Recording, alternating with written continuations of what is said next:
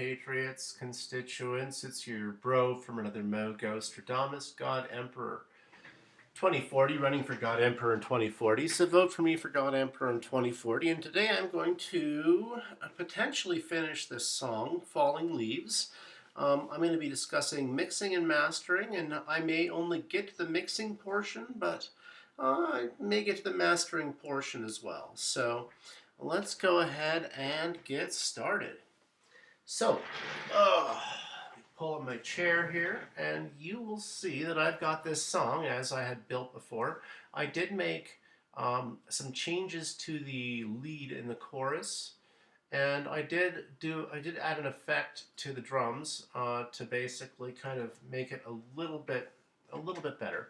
So we'll go ahead and play it, and I'm going to show you the basic process that I use for mixing a song. And this isn't going to work for everything, but it's a good basic starting point. So here we go.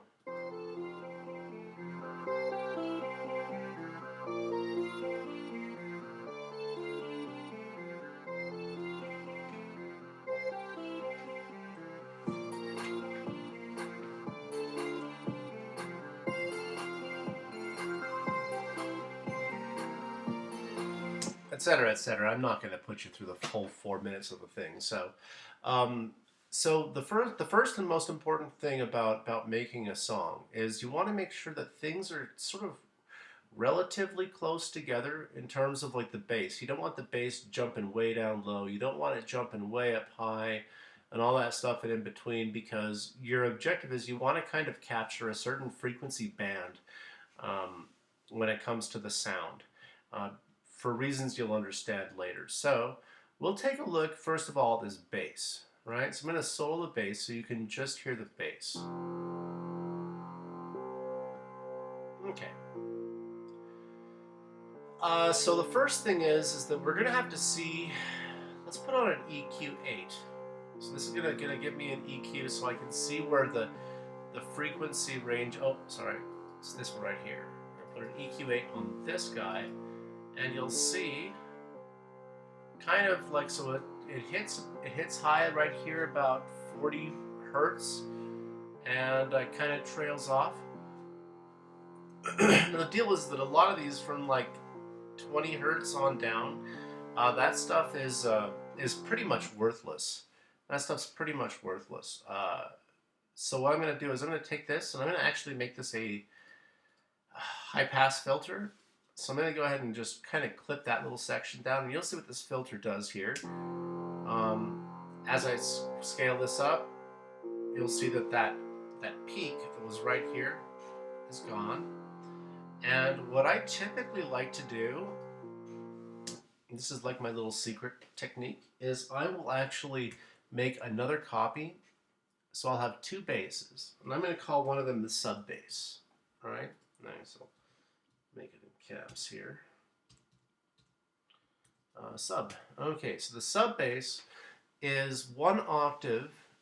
Go into MIDI effects, and I'll go into the pitch, and I'm going to drop it down an octave. You can do whatever it is you got to do in your DAW to do this, but I can just make it -12, and that'll be low. So now, if you've got the two of them, you'll hear them.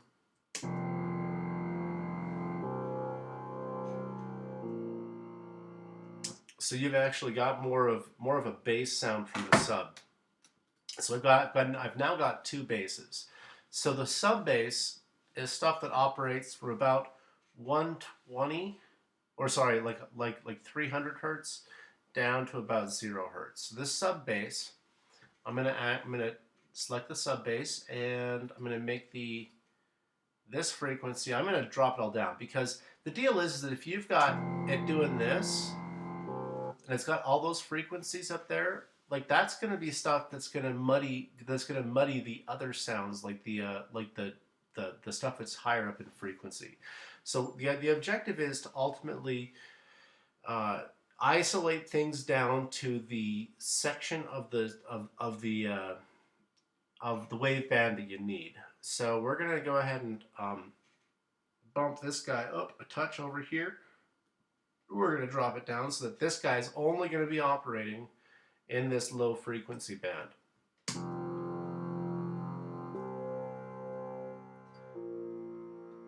So that's operating in a very low frequency band with a little bit, like round about like 60, 70 hertz. That's where it starts like becoming like not so bassy. But I'm going to give it a little bump right there. And maybe I'll drop it down a touch in there. And I'm going to use this a little bit later. I'll show you what I'm going to do with that. So I've got that as a... I'm not sure if you guys can hear that. I doubt it, but it's like a audio quality issue. But I'm just showing you the basic premise. So we've got this one is operating in about this frequency range. We've got this guy that's going to be operating at the high end of the sub frequency range. So right here is about where the sub frequency drops off. That's where I'm going to be bringing in the regular bass, which is going to be operating about an octave higher. And I'm going to kind of do the same thing where I'm going to give this guy a cutoff as well. And I'm going to give this guy a little kick up as soon as it hits its the top end of its band. I'm going to give that guy a little kick. Oh, there we go. All right, so that's done. Now I'm going to go to the drums. The drums are a little bit different in terms of how you want to create an EQ on it, but it's all up to you. So, well, I've already got an EQ dropped in. Okay, so we'll go ahead and solo this so you can hear what the drums sound like.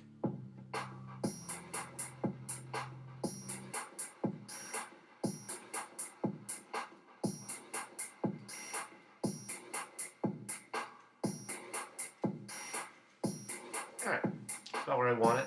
So if you take a look, you can see where the kick drum comes in up here, where it goes boom, boom, boom, boom. And that's the frequency of the kick drum. And then you can see the different instruments where they all come in. So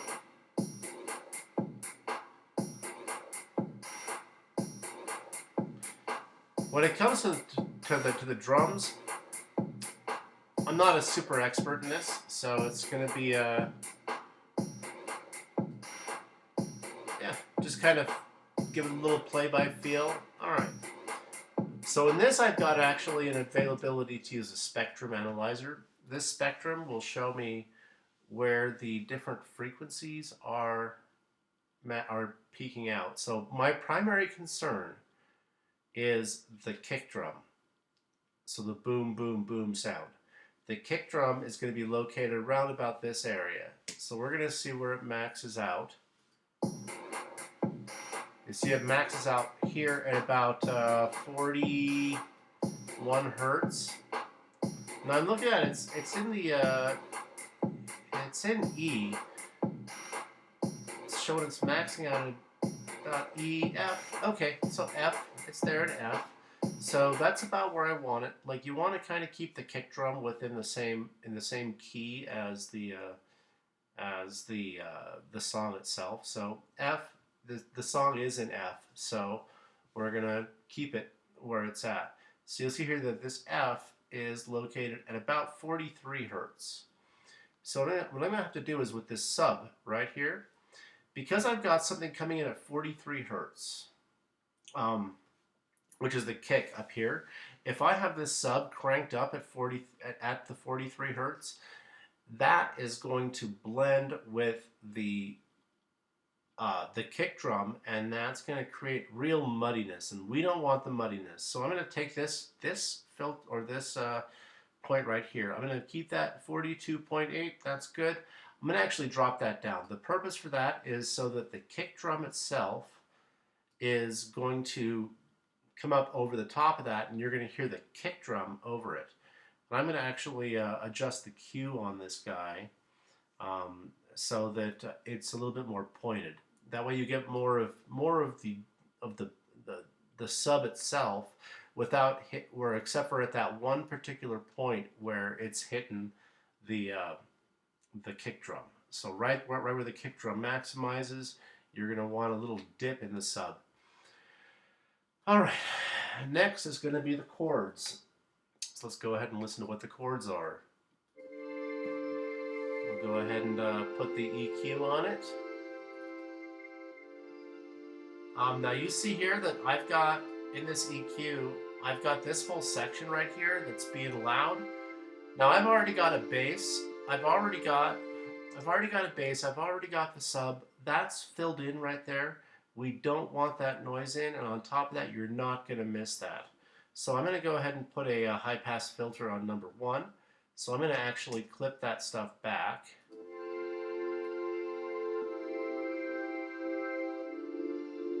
And I'm going to really have it kick at about the bottom of where it is.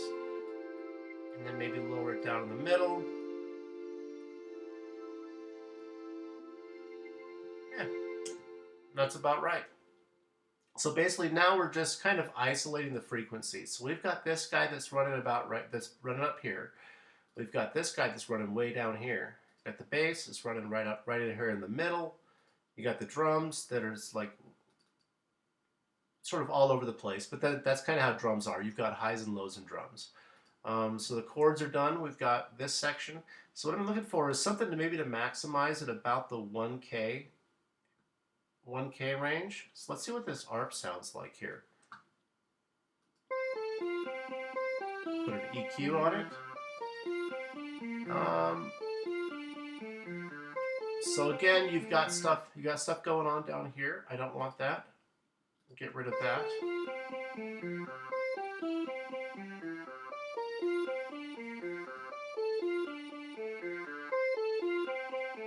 I'm actually lower this down. Okay, so that's operating at about that range. This guy's operating about that range. So this guy's like running a little bit lower here. This guy's running a little bit higher here at the 1K range. Okay, so now we've got a fairly well-balanced like bones of the song. Now we've got the lead.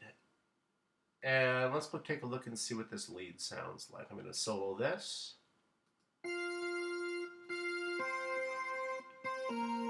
Again, this is a high sound. It shouldn't have anything here for the bass, so I'm going to go ahead and kill this bass.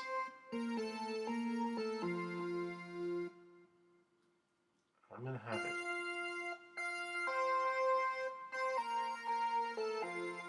I'm going to have it maximize here.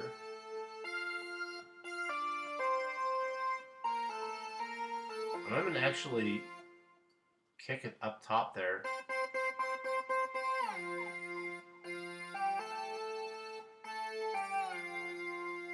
All right. So now we've got everything pretty much well mixed. We've got this guy's going to try to creep up high. This guy's got stuff here in the mid-range.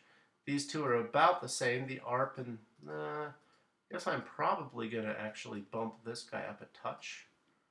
Just to give it a little kick there where it's a little bit lower here. At the chords. I'll drop the chords down a touch. Okay, so we got everything like mixed. Now we've got to get everything kind of like operating at the same loudness. So I've got a glue compressor here that I can throw in at the end. So I'm going to go ahead and pop this here. I'm going to get rid of the solos so I can actually like see what's going on. Now this is going to be a little bit different. So with a compressor, you want to check to see, you want to basically just kind of pop just off of the 0. And you want to make sure you're not clipping here. So I've got some clipping, so I'm going to actually have to lower the input.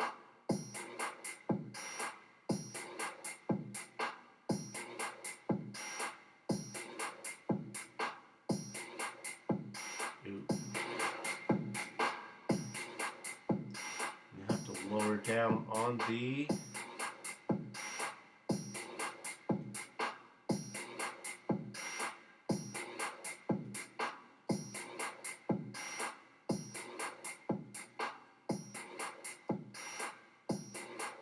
I'm going to drop this threshold down a little bit. That'll give it a little bump up. And as you can see, I'm not clipping. All right, clipping a little bit. I'll go ahead and lower the gain here.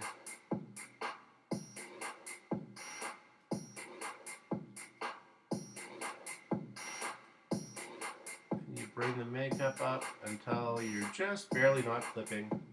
That's about right. And in the bass, do the same thing. Throw a glue compressor on, and you can adjust the attacks and resonant, or the attacks releases and the ratios and stuff like that. But right now, I'm not going to worry about that. For more information on that, I recommend checking out somebody's video to talk about what the attacks, release, and ratio are. I'm just kind of demonstrating the philosophy of how it is that I make a song. So I've got the bass soloed now. As you can see, it's just trying to get it just kicked up off that 0 mark. That's good. And then I'm going to raise the makeup. Basically, like the makeup and threshold on these guys is going to be about equal in the opposite direction. So if you have this guy cranked all the way down, this guy would be cranked all the way up. But it really depends on what the sound of what the sound of the instrument is and how loud the instrument is coming out of everything else. So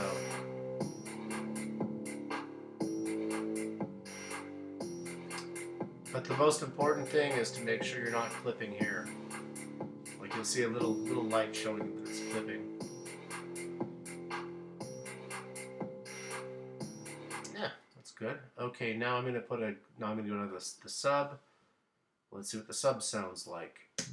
And you probably can't hear that, but we're just going to kind of use the visual cues. Okay, there we are. I'm going to raise up a touch. Make sure it's not clipping. Oh, it's clipping a little bit. Okay, there we are. Go on to the chords, put the glue compressor on. Let's see what this sounds like. We'll lower the threshold until we get the little bump off the 0. And then we're going to raise the makeup to almost about where that's at. I'm clipping a little bit, so I'm going to come back down.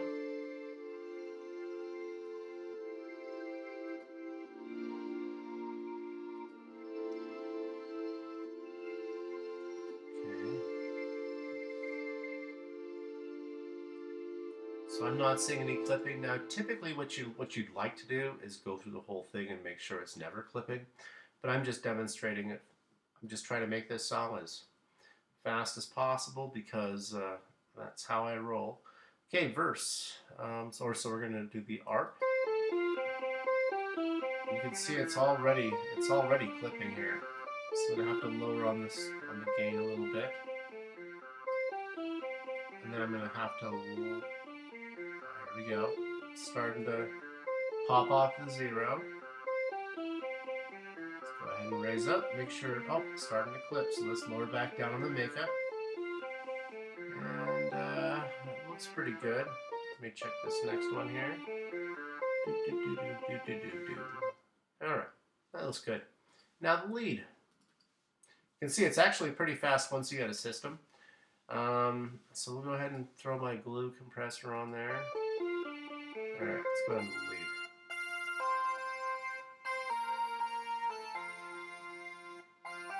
Alright, you can see it's starting to pop off the 0 there. Oop, it's a little bit too loud, so.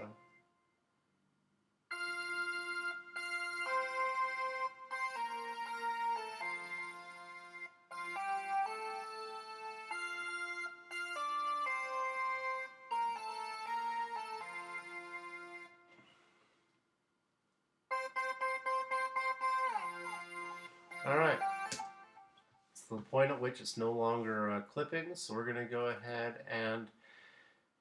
Alright, so now we're going to talk about reverb. Okay, the idea is that reverb creates an atmospheric effect. So it creates an effect of like you being in a room or in a location or in a cathedral or wherever you're at. And it simulates sort of the sound bouncing off the walls of whatever it is that you're in. And so we'll go ahead and we'll just grab any old reverb. We'll say like medium room. It's a medium room reverb, sure. Now you're gonna pick an instrument, play the instrument, And then you're going to raise up on the reverb on that until it's about where you want. Sure.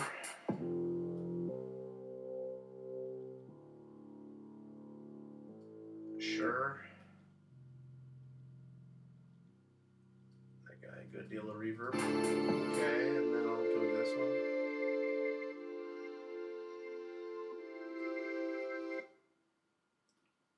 The issue that most artists have is that they reverb each individual instrument, and that's kind of a mistake because you'll have one instrument that sounds like it's in a different room than another room, and so you're going to want just one reverb for the whole thing. Not good. All right. Oh, let me go and boost up the reverb.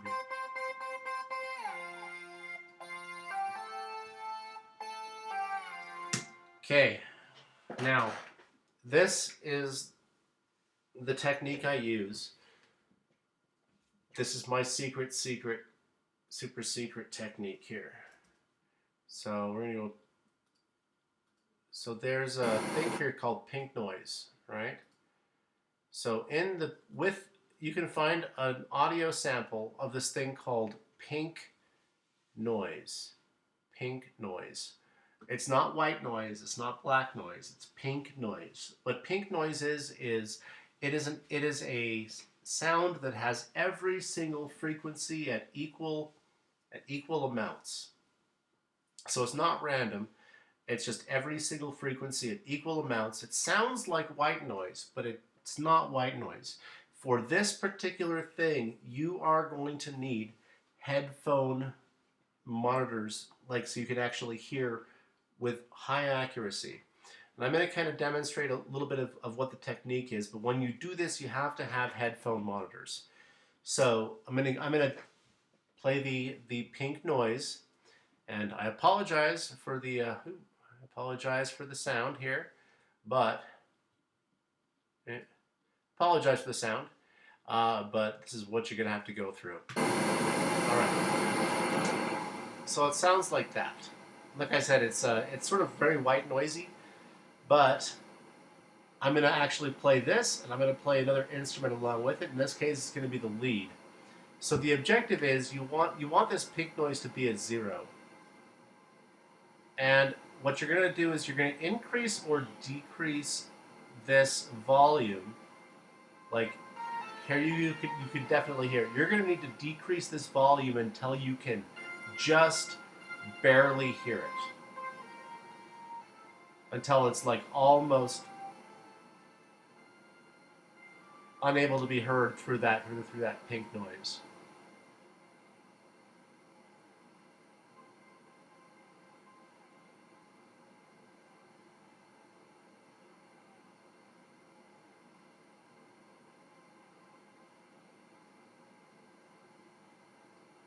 All right. So without having the headphone monitors on, minus 19.6 decibels is where it basically just dips right below it. The objective of this is to prevent everything from just getting like too loud for when it gets to the master, because if you're playing everything in the master, like it's too muddy. You need things just at the right level. This is the best way to do it, in my opinion. So I'm going to solo this, and then I'm going to hit this. So I'm going to play the verse,